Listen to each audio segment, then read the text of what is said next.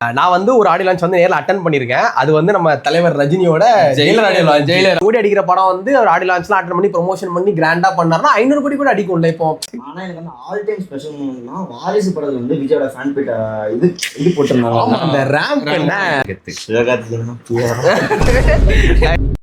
So hi hello வணக்கம் மக்களே. So நான் உங்க மிஸ்டர் பிஜி. நான் உங்க ராஜேஷ். நான் உங்க ராஜா.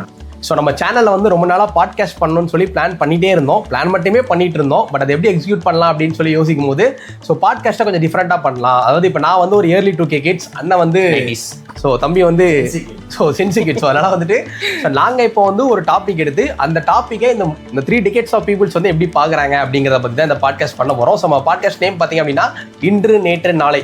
ஸோ வந்துட்டு நான் வந்து இன்று early 2K கிட்ஸ், நான் நெச்சு so 90s, so Gen Z kid. So வந்து இதான் இந்த ஸ்டேஜ்லாம் பண்ண போகிறோம். ஸோ நம்ம பாட்காஸ்ட் வந்து இதுக்கப்புறம் ரெகுலராக வரப்போகுது. ஸோ நாங்கள் எந்தெந்த டாபிக் பற்றி பேசுகிறோங்கிறது நீங்கள் பாருங்கள். ப்ளஸ் அந்த டாபிக்ஸில் எங்களோட மெமரிஸை நாங்கள் ஷேர் பண்ண போகிறோம். உங்களோட மெமரிஸை நீங்கள் கமெண்ட்ஸில் ஷேர் பண்ணுங்கள். அதையும் நாங்கள் கண்டிப்பாக ஒரு ஷார்ட்ஸ் வீடியோவில் படித்து காட்டுவோம். ஸோ இந்த மாதிரி மோர் வீடியோஸ் நம்ம சேனலில் பார்க்குறதுக்கு ஃபஸ்ட்டு நம்ம சேனலை சப்ஸ்கிரைப் பண்ணிக்கோங்க. இன்ஸ்டாவில் ஃபாலோ பண்ணிக்கோங்க, யூடியூப்ல சப்ஸ்கிரைப் பண்ணிக்கோங்க.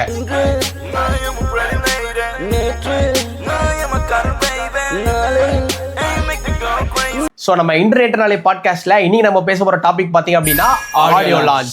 ஸோ வழக்கமாக பார்த்தீங்கன்னா இப்போ எனக்கு தெரிஞ்ச வரைக்கும் அந்த ஒரு early 2K கிட்ட ஆடியோ லான்ச் பார்த்தீங்க அப்படின்னா ஒரு ப்ரொமோஷனல் ஈவெண்ட், ஒரு படத்தை வந்து ப்ரொமோட் பண்ணுறதுக்காக தான் வந்து பார்த்தீங்கன்னா யூஸ் பண்ணுறாங்க. நம்ம நிறைய பார்த்துருக்கோம், நம்ம நிறைய பேரோட ஸ்பீச்சை கேட்டிருக்கோம். சொல்ல போனால் ரஜினி சாராக இருக்கட்டும், நம்ம தளபதியாக இருக்கட்டும், ஸோ குட்டி ஸ்டோரியாக இருக்கட்டும். ஸோ இந்த மாதிரி வந்து எல்லாமே பார்த்தீங்கன்னா வந்து ஆடியோ லான்ச்சில் தான் வந்து பேசுகிறாங்க. சொல்லப்போனால் ஆடியோ லான்ச்னு சொல்லுவாங்க, மியூசிக் டைரக்டரை விட ஹீரோஸுக்கும் டேரக்டர்ஸோட இம்பார்ட்டன்ஸ் தான் பயங்கரமாக இருக்கும். பட் அது ஒரு ப்ரொமோஷன் ஈவெண்ட்டாக மாறுது. அதுக்கப்புறம் அந்த படத்தோட ப்ரொமோஷன் பார்த்தீங்கன்னா எங்கேயோ போயிடும். இங்கே இருக்கிற படம் கூட ஏதாவது ஒரு சின்ன ஒரு ஸ்பார்க்கில், ஒரு சின்ன ஒரு டிபேட்டில் பார்த்தீங்கன்னா டைலாக்ல டக்குன்னு ஏறி எங்கேயோ போயிடும். ஸோ அந்த விதத்தில் பேசும்போது ஃபர்ஸ்ட் 90s கிட்ஸ். ஸோ ராஜ்னா உங்க டைம்ல வந்து இந்த ஆடியோ லான்ச்சஸ்லாம் எப்படி இருந்துருக்கு? எங்க டைம் பீரியட்ல டிங்கிற போது 90s. நான் அதுக்கு முன்னாடி இருந்து சொல்லிடுறேன். ஃபர்ஸ்ட் ஆஃப் ஆல் நம்ம தமிழ் இண்டஸ்ட்ரியை பொறுத்த வரைக்கும் ஆடியோன்னு வந்தது வந்து 1931 நினைக்கிறேன். காளிதாஸ் ஒரு படத்துல தான் ஃபர்ஸ்ட் ஆடியோ லான்ச்சு ஆடியோவே வந்துச்சு. அதுக்கப்புறம் 1932 கல்வன்கிற ஒரு மூவில தான் ஆடியோவே கொண்டு வந்தாங்க. அதுக்கப்புறம் படிப்படியா இன்க்ரீஸ் ஆகி நிறைய விஷயங்கள் மாறி, சவுண்ட் எஃபெக்ட்ஸ் நிறைய விஷயங்கள் மாறினதுல அதுல வந்தது. எனக்கு விவரம் தெரிஞ்ச நாள்ல இருந்து ஆடியோன்னு ஒன்று கேட்டது வந்து டேப் ரெக்கார்டு, அதுக்கப்புறம் எஃப்எம் ரேடியோ. ஆமாண்ணா செமையா இருக்கும். எஃப்எம் ரேடியோலாம் 96.1 அதுதான் அந்த டைம்ல அதுதான் பீக். இப்போ படம் வருது அப்படின்னா ஒரு வாரத்துக்கு முன்னுக்கூட்டியே அந்த படத்தோட ஆடியோலாம் வந்துடும். அது ஆடியோ கேட்கறதுனா எஃப்எம் ரேடியோல உட்காந்து கேட்டுட்டு இருக்கணும். அப்படி இல்லை அப்படின்னா நான் காலேஜ் படிக்கும் போதெல்லாம் ஐபேட்ல மெமரி கார்டுல பாட்டு செம்ம என்ஜாய் பண்ணிருக்கோம். வெறும் ஒரு ஹெட்போன் ஜாக் மட்டும் தான் போட முடியும், 4 பட்டன் கொடுத்துருப்பாங்க. ஐபேட் வச்சுக்கிட்டு அதுல பாட்டு கேட்கறது நான் நல்லா என்ஜாய் பண்ண டைம் பீரியட் தான்.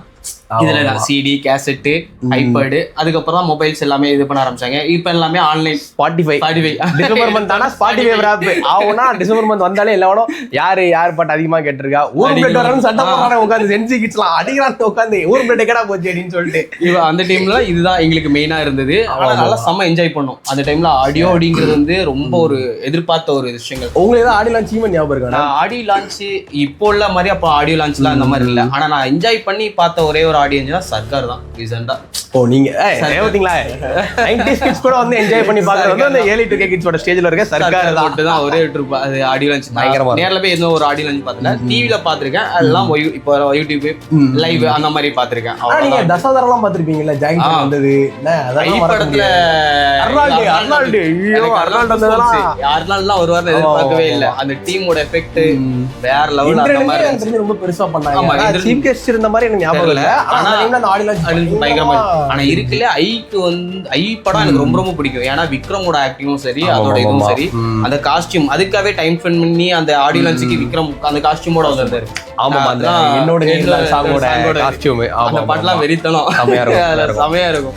அந்த இதெல்லாம் அந்த ஆடியோ லான்ச்லாம் விரும்பி பார்த்தேன். இதெல்லாம் எனக்கு அதுல ரொம்ப ரொம்ப பிடிச்சது வந்து ஜாக்கி சானும் அர்னால்டு தான். ஆனா அவங்க 2 பேருமே ஒவ்வொரு ஆடியோ லான்ச் வந்திருந்த போதுனா ஆண்டவர் அசாதாரம் சொல்ல வேணும், படம் வெறித்தனம் அந்த மாதிரி இருந்துச்சு. ஆண்டவர் படம், தலைவர் படம், அப்புறம் நம்ம விக்ரம் சாரோட படத்துக்கும் சீஃப் கெஸ்டா வந்திருந்தாங்க.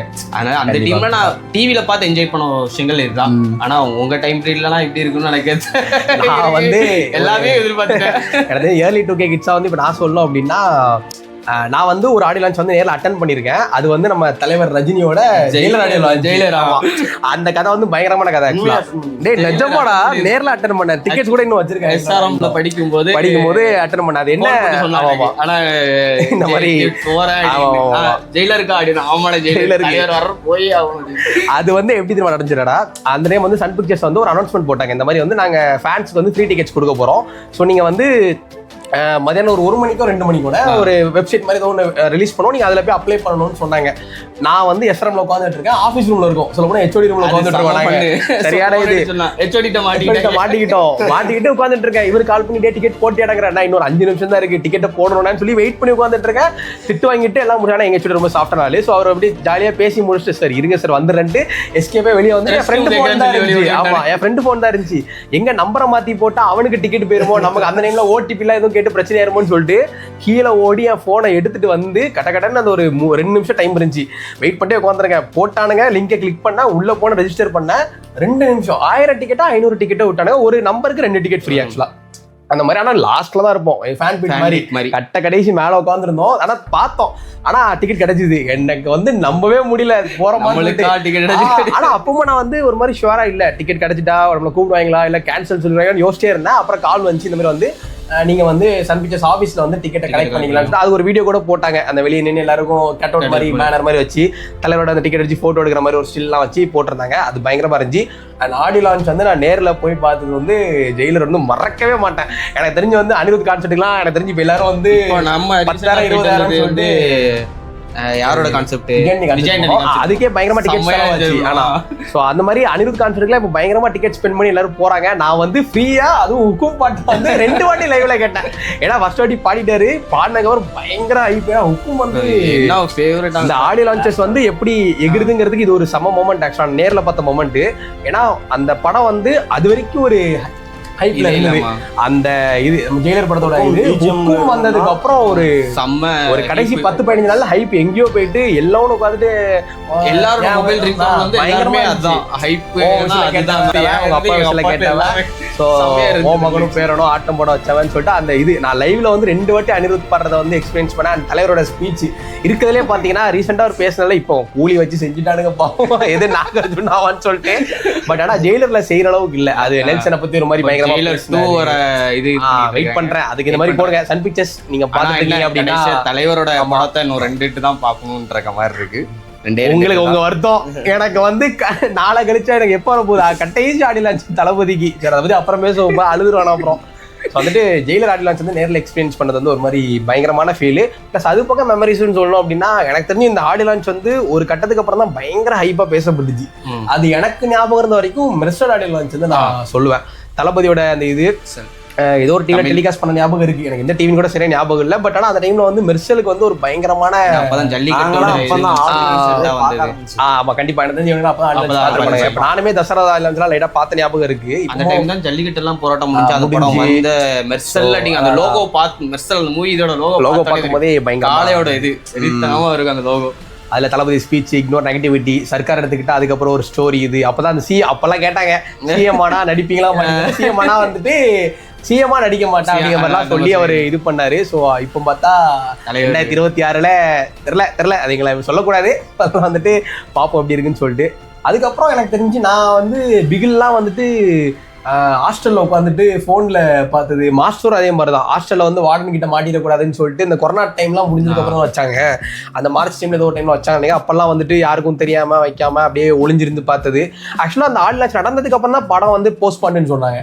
ஆமா அந்த கொரோனா வரதுக்கு முன்னாடி ஆடியோ நடந்துச்சு. அந்த மார்ச் மாசம் ஸ்டார்டிங் நடந்துச்சு. 1 வருஷம் 2 வருஷம் கேப் ஆயிடுச்சு. 1 வருஷம் கிட்ட கேப் பண்ணிக்கிறேன். அடுத்த ஜனவரில படம் ரிலீஸ் ஆக்சுவலா. அந்த ஒரு 1 வருஷம் படம் இல்லாம உட்காந்துருந்தோம்.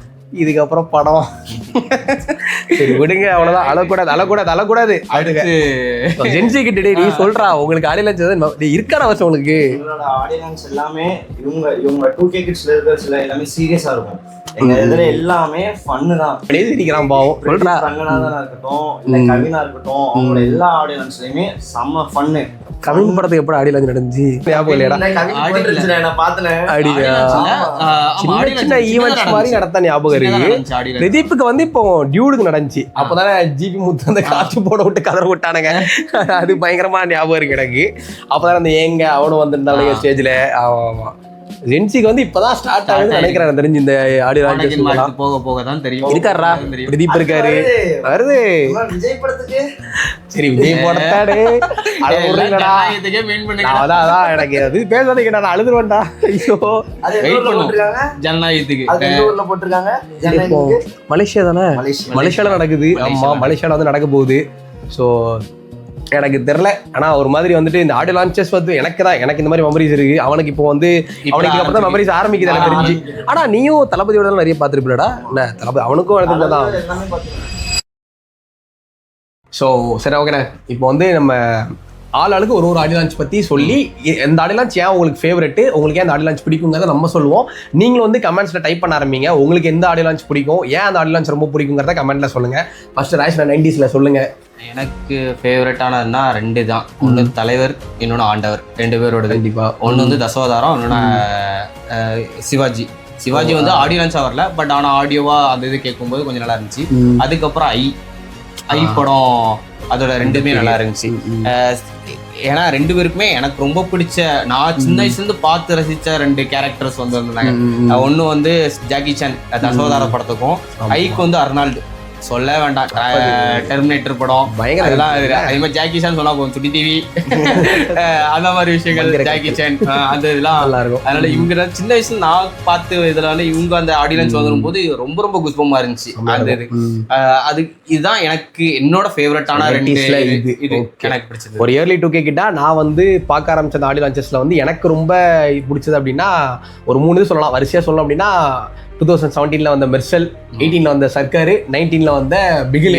ஏன்னா இந்த 3மே பார்த்தீங்கன்னா வந்து தளபதிக்கு வந்து பயங்கர ஒரு ஹைப் பீரியடா இருந்துச்சு. அதுவும் எனக்கு இந்த மெர்சல் ஆடியோ லான்ச்ல தான் வந்து தளபதியோட கிரேஸ் வந்து ஒரு லெவல்ல இருந்து வேற லெவலுக்கு பயங்கரமா இருந்துச்சு. தெரிக்கும் ஆடியோ லான்ச் நடந்துச்சு. பட் ஒரு சின்ன இதுல நடந்துச்சு. மெர்சல் வந்து பெரிய ஆடிட்டோரியம் நினைக்கிறேன், பெருசா நடந்துச்சு. பார்த்திபன் வந்து இந்த சொல்லும் போதெல்லாம் தளபதி எஞ்சி சத்தா கத்தாதீங்க போதுங்கிற அளவுக்கு அது. அதுக்கப்புறம் அது எல்லா இடத்தையும் தொடர்ந்துச்சு. சர்க்கார்லயும் அதே மாதிரி பயங்கர ஹைப் சவுண்ட். ஆமா சொல்றதான் குட்டி ஸ்டோரி வந்து பயங்கரமா ட்ரெண்ட் ஆச்சு. அந்த மெர்சல் ஆரம்பிச்ச ட்ரெண்ட். அதுக்கப்புறம் நம்ம இப்போ வரைக்கும் சர்க்கார், இப்போ ஜனநாயகன்லயும் கண்டிப்பா ஒரு குட்டி ஸ்டோரிக்காக வெயிட் பண்ணிட்டு இருக்கோம். கண்டிப்பா தலைவா எண்டிங் ஸ்டோரியா இருக்க கூடாது. அதுதான் அது சினிமாவுக்கு அவர் வைக்கிற எண்டிங் ஸ்டோரி இருக்க கூடாது தான் நாங்களும் ஆசைப்படுறோம். பட் அரசியல் வருகையும் வந்து நம்ம சரியா வந்து அபிஷேக் பண்ணணும். எனக்கு வந்து அந்த 3 இதுமே ரொம்ப பிடிச்சது. ஏன்னா 3லயுமே வந்துட்டு தளபதியோட ஸ்பீச் பயங்கர அல்ட்டியா இருக்கும். அது ஒரு மாதிரி சூப்பரா இருக்கும். ஸோ தம்பி உனக்கு வந்து இப்ப நான் என்ன உங்கள்கிட்ட சொல்றது, தம்பி யோசிக்கிறாங்க எங்களுக்கு ஆடியோ லான்ச் இல்லையடா அப்படின்னு சொல்லிட்டு ஆளே இல்லடா. ஆனா எனக்கு அந்த ஆல் டைம் ஸ்பெஷல் மூமெண்ட்னா வாரிசு படத்துல வந்து விஜயோட ஃபேன் பிட் இது போட்டுருந்தாங்க. அந்த ரேம்ப் என்ன? ஆமா ஆமா ஆமா ஃபர்ஸ்ட் டைம் ரேம்ப் போட்டுருந்தாங்க. ஆமா லியோக்கு வந்து ஆடியோ லான்ச் நடக்கல. ஆக்சுவலா எனக்கு தெரிஞ்சு இந்த பொலிட்டிக்கல் ஸ்பாருக்கு எனக்கு தெரிஞ்சு இந்த லியோ ஆடியோ லான்ச் நடத்தாம வச்சதுலதான் ஆரம்பிச்சது நான் நினைக்கிறேன். ஆக்சுவலா ஏன்னா சக்சஸ் மீட்ல வந்து குழந்தை கட்டிட்டு போயிருப்பாரு. அப்பா சட்டை இதெல்லாம் வந்து பயங்கரமா குழந்தை கட்டிட்டு போயிரு. ஸோ அதனால ஏதோ ஒரு மொமெண்ட் நடந்திருக்கு. அங்கதான் தளபதி காண்டாகி என்ன எனக்கே வாடா போய்க்கிறீங்க அப்படின்னு எனக்கு இறக்குறேன்டா அப்படிங்கிற மாதிரி வாய்ப்பு இருக்குன்னு நினைக்கிறேன். ஆனா அவன் சொன்ன மாதிரி வாரிசு அந்த ஃபேன் பிட் அதான் ஃபர்ஸ்ட் டைம் போட்டுருந்தாங்க. உண்மையிலே செம்ம சூப்பரா செல்ஃபி கூட எடுத்தாரு. அந்த செல்ஃபி கூட லாஸ்டா எடுத்து போஸ்ட் பண்ணி பயங்கர அந்த தம்பி ஜெகதீஷ் இதை போஸ்ட் பண்ணிருப்பா அப்படின்னு அதெல்லாம் சொல்றாங்க. கூட்டு நமக்கு எல்லாம் தெரியாது கூட்டு சொல்றது. ஸோ அவன் கண்டிப்பா அது வந்து ஒரு மாதிரி பயங்கரமான மொமெண்ட். அண்ட் இப்போ அடுத்தடுத்து பார்த்தீங்கன்னா எல்லா படத்துக்குமே பாடி லான்ச் வந்து காமன் ஆயிட்டு. ஏன்னா அது ஒரு பெரிய ப்ரமோஷன் ஈவெண்டா மாறுது. ஸோ அது ஒரு பெரிய இதா போகுது. அண்ட் ஃபைனலி நம்ம வந்து பேச போற ஆடியோ லான்ச் என்ன அப்படின்னா ஜனநாயகன். ரொம்ப வருத்தமா இருக்குது. ஏன்னா தலைவரோட கூட பார்த்தாச்சு. தளபதியோட ஆடியோ லான்ச் வந்து நேர்ல போய் பார்க்கணுங்கிறது வந்து என்ன மாதிரி ஃபேன்ஸ்ல கோடிக்கணக்கான பேருக்கு இருக்கிற கனவா இருக்கும். அதுல பல பேருக்கு நிறைவேறி இருக்கும். இந்த டியூடு படத்தை மாதிரி தான் பாஸ்போர்ட் இல்லைன்னாலும் ஃபாரின் அனுப்பலாம் அந்த மாதிரி ஆகி போச்சு. கடைசியில ஏன்டா பாஸ்போர்ட்டும் இல்லை, என்னால ஃபாரினும் போக முடியாது. நானும் வந்து ஜிடிஆடி லேஸ்ல ஒரு 40,000-50,000 பேக்கேஜ் போட்டா கூட பேர்லாம் நினைச்சேன். பாஸ்போர்ட்டும் இல்லை, கையில காசும் இல்லை. ஸோ வந்துட்டு எப்படி போறதும் இல்லை. இப்போ 27ஆம் தேதி நெருங்கி வந்துட்டு பட் கஷ்டமா இருக்கு. யோசிச்சாலே ஒரு மாதிரி எமோஷனலா மாறுது. ஏன்னா அந்த மனுஷன் வந்து என்ட்ரியை பார்க்கணும் இருக்காப்ல. இண்டஸ்ட்ரியில இருந்து போன 100 ஆளும் இருக்காப்ல ரேசிங்ல இறங்கி தலை வந்து அதான் பாத்தீங்களா இந்த மாதிரி மொமெண்ட்ல வந்து தலையை பத்தி பேச முடியல. ஏன்னா ஆடியோ லான்ச்சே இல்ல. ஏன்னா அவர் வந்து ஒரு மாதிரி நான் எதுவும் பண்ண மாட்டேன் வைக்க மாட்டேன்னு சொல்லிடுறாரு. எனக்கு அது வந்து அது தெரியல, அது அவரோட விருப்பம். ஆனா ரேசிங்லாம் பண்ற ரேசிங்லாம் இன்டர்வியூ கொடுக்குறாரு. அப்படிங்கும் போது மூவிக்கு அட்லீஸ்ட் ஒரு ஆடியோ லான்ச் அட்டன் பண்ணலாம், ஏதாவது பண்ணலாம். அவரோட தாட் எப்படி அப்படின்னா, அதாவது ரசிகர்கள் நான் வந்து நடிக்கிறேன், என் படத்தை வந்து இன்ட்ரெஸ்ட் தான் பாருங்க, அது வந்து உங்களோட இது வந்து வெறும் ஹாபி அப்படிங்கிற மாதிரி ஓகேண்ணா. ஆனா அவரை நம்பி எத்தனை கோடி பணம் போடுற ப்ரொடியூசர் யோசிக்கணும்ல, அதையும் யோசிச்சு பாருங்க. அவர் எந்த ஒரு ஆடியோ லான்ச் வரனாலும் அவர் படம் ஓடுதுண்ணா. ஆனா நீங்க இப்ப இன்னும் சொல்றேன், ஏன்னா இப்போ 300 கோடி அடிக்கிற படம் வந்து ஒரு ஆடியோ லான்ச்லாம் அட்டெண்ட் பண்ணி ப்ரொமோஷன் பண்ணி கிராண்டா பண்ணாருன்னா 500 கோடி கூட அடிக்கும்ல. இப்போ எடுத்து பாத்தீங்கன்னா ரஜினிக்கு தலைவருக்கு வந்து 500+ இருக்கு. நம்ம தளபதிக்கு சொல்லவே வேண்டாம், வச்சிருக்க 2-3 படம் வச்சிருக்காரு. ஸோ இப்போ நம்ம எதிர்பார்ப்போம்ல, இப்போ தலைப்படம் எதிர்பார்ப்போம்ல. நானும் வந்து வசூல் வெயிட்டில் வந்து எங்க தலை மாசம்னு சொல்லி காட்டணும். அப்போ அதுக்கு வந்து இந்த மாதிரி ப்ரொமோஷன் ஈவென்ட் ஹெல்ப் பண்ணும்ல. அது பண்ணாதது வருத்தம். பட் ஆனா ஓகே தான், அவர் சொல்ற மாதிரி அவர் பண்ணலைனாலும் அவர் எப்பவுமே தலை தான். ஏகே தான். ஸோ அதை நம்ம சொல்லிடணும். ஆமா, அது எனக்கு ஞாபகம் இருக்கு, ஏதோ ஒரு ஃபங்க்ஷன்ல யாரோ ஒண்ணு இல்ல கலைஞரோட ஃபங்க்ஷன் மீட்ல வச்சுதான் அவர் வற்புறுத்தி கூப்பிட்டாங்கன்னு ஒண்ணு சொன்னாரு. ஆமா, அது ஸ்டேஜ்லயே ஓப்பனா பேசியிருப்பாரு. பாத்தீங்களா, சிவகார்த்திகேயன் வந்து ரஜினி போட்டு கலைஞர் இடத்துல வந்து தளபதி உட்கார்ந்து இருக்க மாதிரி, அந்த பக்கம் வந்து பிஆர் வந்து மாதிரி அஜித் சமமீம் அது மறக்கவே மாட்டாரு. எனக்கு அது மீன் பார்த்ததுக்கு அப்புறம் தான் என்னடா இது பயங்கரமா இருக்குன்னு அப்புறம் பின்னாடி ரிசர்ச் பண்ணி கூகுள்ல போட்டு பார்க்கும்போது அதெல்லாம் மறக்கவே முடியாது. அந்த கண்டிப்பா. சோ அதான் ஃபைனல் ஆடியோ லான்ச் வந்து ஜனநாயகன். இதுக்கப்புறம் வந்து ஆடியோ லான்ச் வந்து இவ்வளவு ஹைப்லாம் இருக்குமான்னு சொல்லி எனக்கு சத்தியமா தெரியல. இருக்கும், மேபி தலைவரோட இன்னும் 2 படம் இருக்கு, அதுக்கு இருக்கும். பட் அதுக்கு அடுத்து வர ஆக்டர்ஸ்க்குலாம் வந்து எப்படி ஹைப் இருக்க போகுதுன்னு தெரியல. அதெல்லாம் வந்து தலைவர்கிட்ட தான் இருக்கு. பிரதீப்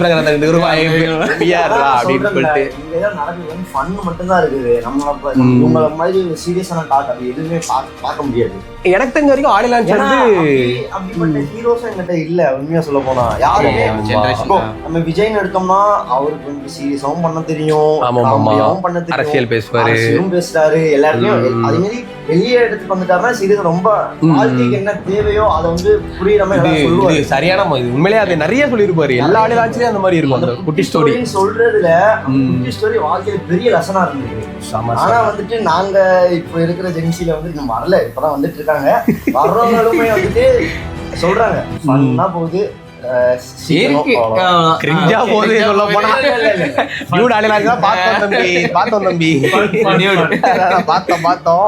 அதனால உண்மையில அவன் சொன்ன மாதிரி வந்துட்டு அவனுக்கு இதுக்கு அப்புறம் தான் கலெக்ஷன்ஸ் கிடைக்கும். பண்றது என்னன்னா ஸ்கிரிப்டாவே இருந்தாலும் மோஸ்ட் எல்லாமே ஸ்கிரிப்ட் தான்.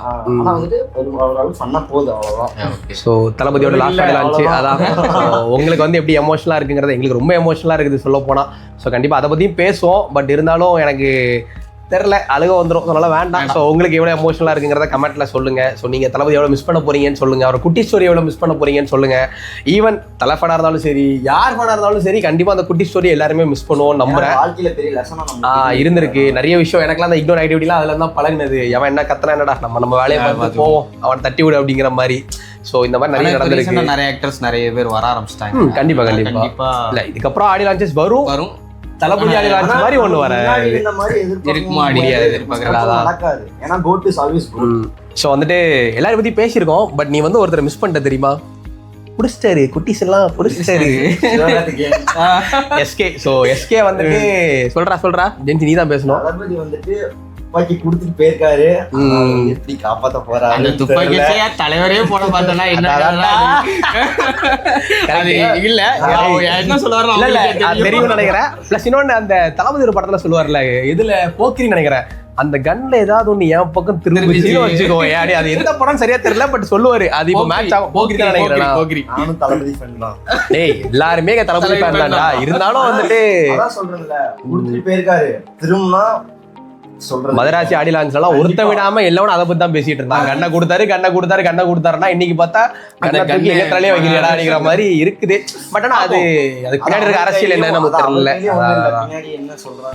இல்ல அப்படி ஒரு பக்கம் சொல்றாங்க, ஒரு பக்கம் வந்து இல்ல அவருமே ஏன் பண்ணதாப்பா செய்யறாரு இந்த கிளாஷுக்கு அப்படிங்கிறாங்க. எனக்கு தெரியல, அடி வாங்க போறது என்னமோ யாருக்குன்னு தெரியும். அது வந்து நம்ம இன்னொரு இதுல பேசுவோம். இந்த நிறைய பேசுவோம். மூவி கிளாஷஸ் டாபிக்ல வந்து நம்ம தனியா டீடைலா பேசுவோம். இன்னும் அது உட்கார்ந்து நிறைய பேசுவோம். விஷயங்கள் பேசுவோம். ஆமா. சோ இப்போதைக்கு ஆடியோ லான்ச்சை பத்தி பேசிட்டோம்னு நினைக்கிறேன். சோ பாப்போம், ஜனநாயகன் வந்து நடக்க போகுது, அதுக்கப்புறம் அதை பத்தி பேசுவோம். ஜனநாயகம். ஸோ நம்ம இன்று நேற்று நாளை பாட்காஸ்டோட ஃபைனல் மொமெண்ட்டுக்கு வந்துட்டோம். ஸோ இதில் வந்து பார்த்தீங்க அப்படின்னா நான் சொல்லிடுறேன் என்னோட ஒப்பீனியனை. என்ன இருந்தாலும் தளபதி ஆடியோ லான்ச் தான் கெத்து. எப்பவுமே எனக்கு சூப்பர் ஸ்டார் தான் கெத்து. அதெல்லாம் ஆடியோ லான்ச் கொண்டு வரக்கூடாது சொல்லிட்டேன். உங்களுக்கு எந்த ஆடியோ லான்ச் பிடிக்கும் அப்படிங்கிறத வந்து நீங்க கமெண்ட்ல சொல்லுங்க. அது ஏன் பிடிக்குங்கிறத மொமெண்ட்டையும் நீங்க கமெண்ட்ல ஷேர் பண்ணுங்க. எனக்கு அதை தனியாக ஒரு ஷார்ட்ஸ்ல வந்து சொல்றோம் எல்லார்ட்டையும். ஸோ இந்த மாதிரி மோர் பாட்காஸ்ட் பார்க்கறதுக்காக நம்ம டூடி டைகிஸ் சேனலை சப்ஸ்கிரைப் பண்ணிக்கோங்க. இன்ஸ்டால ஃபாலோ பண்ணிக்கோங்க. ஃபாலோ பண்ணிக்கோங்க. Tata bye by.